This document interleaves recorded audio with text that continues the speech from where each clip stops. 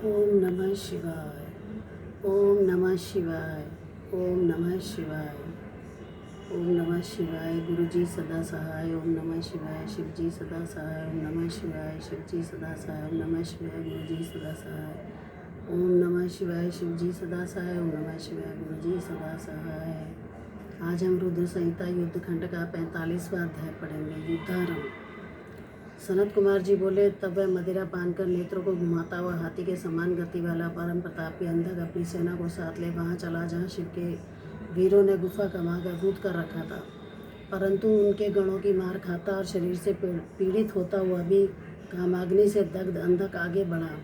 शिवजी के गणों ने उसे पीटते पीटते रोककर उसका परिचय और आगमन का कारण पूछा। उसने अपना अभिप्राय भी बताया, परंतु आगे बढ़ना ही चाहता था कि शिवजी के गणों ने उसे मारकर भगा दिया। उसके प्रबल वीर दैत्यों में विरोचन, बलि, बाणासुर, सहस्रबाहु और प्रहलाद आदि ने भी उसकी ओर से युद्ध किया, किंतु वे सभी तथा और भी शंबर तथा वृषभादिकों को शिवजी के गणों ने मारकर भगा दिया। उस समय भी भयानक युद्ध हुआ। उसमें रुंड नाचने लगे और मेद, मांस तथा चर्बी पीकर गीदड़ आनंद करने लगे।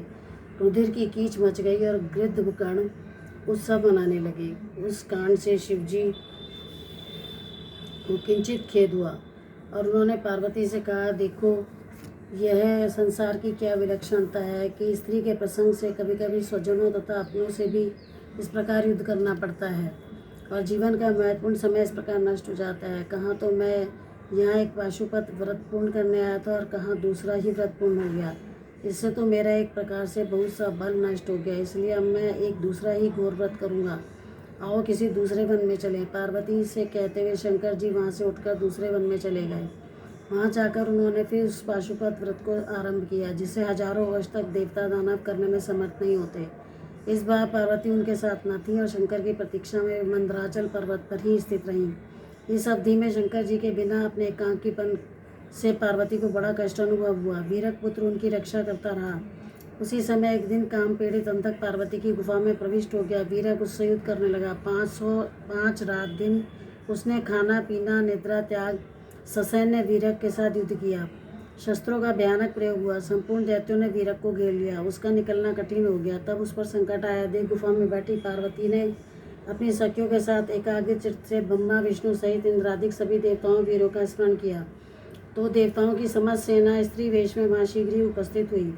वे सभी देवता उसके सहायक स्त्री सैनिक वेश में गुफा के भीतर प्रवेश कर पार्वती के पास जा बैठे।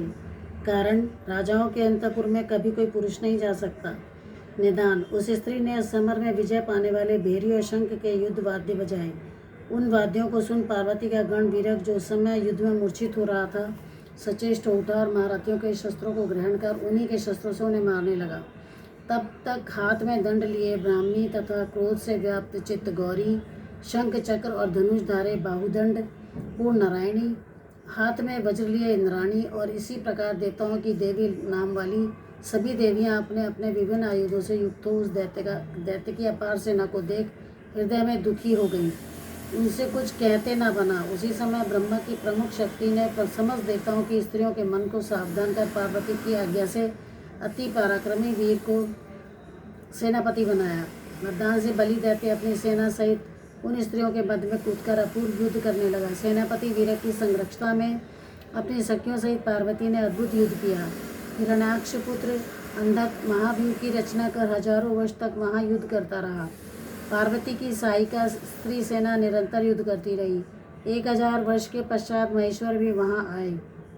उन्होंने पार्वती को युद्ध करते देखा। पार्वती की भी उन पर दृष्टि पड़ी। उन्होंने सिर झुकाया। शंकर जी ने उन्हें हृदय से लगा गुफा में प्रवेश किया। दैत्यों का वेग शांत हो गया। पश्चात उस दैत्य ने शंकर के पास सेना भेज उनसे उनकी स्त्री की मांग की और यह भी कहलाया कि तुम तपस्वी नहीं, मेरे शत्रु हो। यह सुन कपाल मालाधारी शंकर के क्रोध का अंत न रहा। उन्होंने उस दूत को बहुत सी बातें समझाकर उसे युद्ध संदेश भेज दिया। 46वां अध्याय। नमः शिवाय। अंधक युद्ध समाप्ति।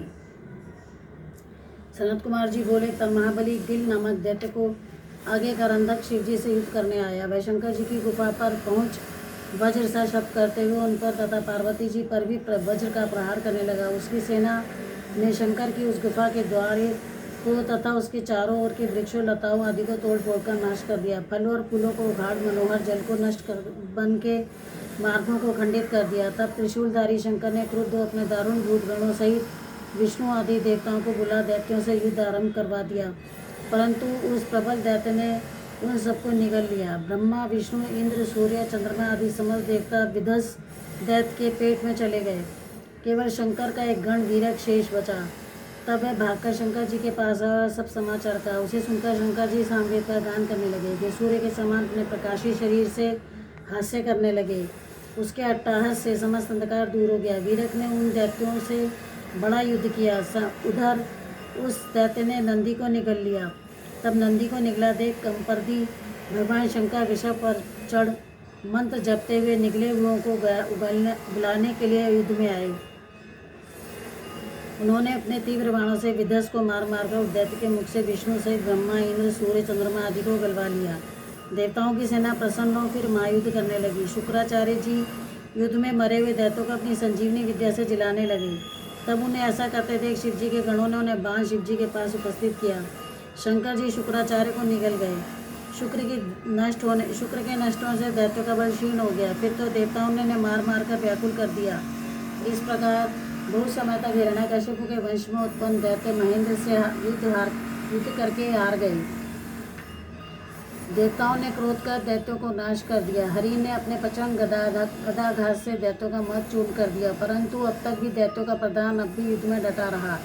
इंद्र ललकार कर उसे मारने लगे, पर वह भी अपने पहने बाण मार मार कर गिरिजा और रुद्र को पीड़ा देने लगा। सैकड़ों मायाओं से कपट युद्ध करने लगा। देवताओं से अवध होने से अब उसने शंकर जी को अपनी माया से जीतना चाहा। समस्त अंधक युद्ध भूमि में व्याप्त हो घोर युद्ध करने लगे, परंतु शिव जी ने अपने त्रिशूल से उस दैत्य को मारकर बहुत प्रकार से छेद डाला। उसके सारे शरीर से रुधिर का प्रवाह बहने लगा। उस प्रवाह से बहुत से दैत्य उत्पन्न होकर युद्ध करने लगे। उधर विष्णु ने भी कहकर शंकर जी के कर्ण से बहु कराल गण उत्पन्न किए। फिर भयानक युद्ध आरंभ हुआ। देवताओं ने वंदना कर भूख से व्याकुल चंडिका देवी को प्रकट कर दिया। वह व्याकुल हृदया देवी दैत्यों के शरीर से निकले रक्त का पान करने लगी। युद्ध भूमि में मांस की कीच उत्पन्न हो गई। तब अपने कुल का सनातन शास्त्र धर्म स्मरण कर वह दैत्य शंकर जी पर पुनः घोर बाण बरसाने लगा। शिव जी ने त्रिशूल उठा उसके हृदय छेदते हुए उसे ऊपर उठा लिया। यह होते ही युद्ध शांत हो गया। सूर्य की प्रचंड किरणों ने उसकी काया जला दी। उसका शरीर जर्जर हो गया। ऊपर से मेघों ने जल बरसाकर उसे और भी पीड़ित कर दिया। एक और हिमखंड से अलग ही विदीर्ण करने लगा। हिमखंड